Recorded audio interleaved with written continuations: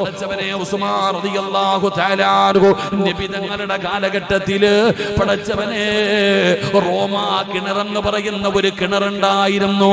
മുസ്ലിമീങ്ങൾ അതിനകത്ത് നിന്ന് വെള്ളം കോരാൻ സമ്മതിക്കാറില്ല, മുസ്ലിമീങ്ങൾക്ക് വെള്ളം കൊടുക്കാറില്ല. അങ്ങനെ നബി തങ്ങളുടെ മുമ്പിൽ വന്നിട്ട് സ്വഹാബത്ത് പരാതി പറഞ്ഞപ്പോ അല്ലാഹുവിന്റെ റസൂൽ പറഞ്ഞു, സ്വഹാബാ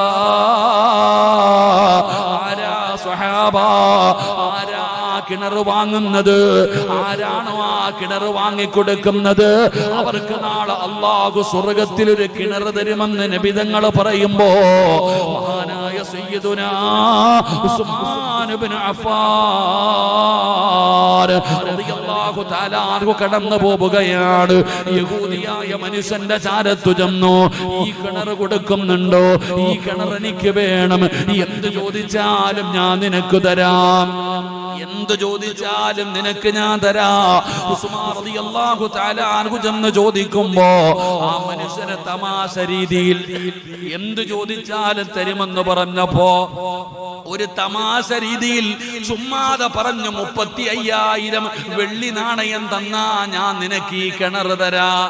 ആ മനുഷ്യൻ ചുമ്മാതെ വന്ന് എന്ത് ചോദിച്ചാലും തരുമെന്ന് പറഞ്ഞത് കൊണ്ട് ആ മനുഷ്യൻ അവിടെ നിന്ന് പറഞ്ഞു, 35,000 വെള്ളി നാണയം തന്നാ ഞാൻ ഈ കിണർ തരാ. മഹാനായ സയ്യിദുനാ ഉസ്മാൻ ഇബ്നു അഫ്ഫാൻ റളിയല്ലാഹു തആല അൻഹു അവിടെ ചർച്ച ചെയ്യാൻ തയ്യാറായില്ല. 35,000 വെള്ളി നാണയം എണ്ണിക്കൊടുക്കുകയാണ്. എന്നിട്ട് പടച്ചവനെ കിണർ സ്വന്തമാക്കുകയാണ്.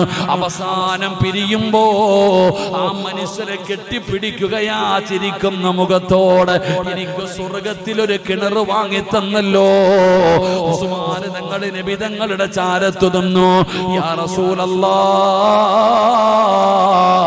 ഞാനതാ കിണർ വാങ്ങിച്ചു നബിയേ, ഞാനതാ ഹദിയ ചെയ്യുകയാണ്.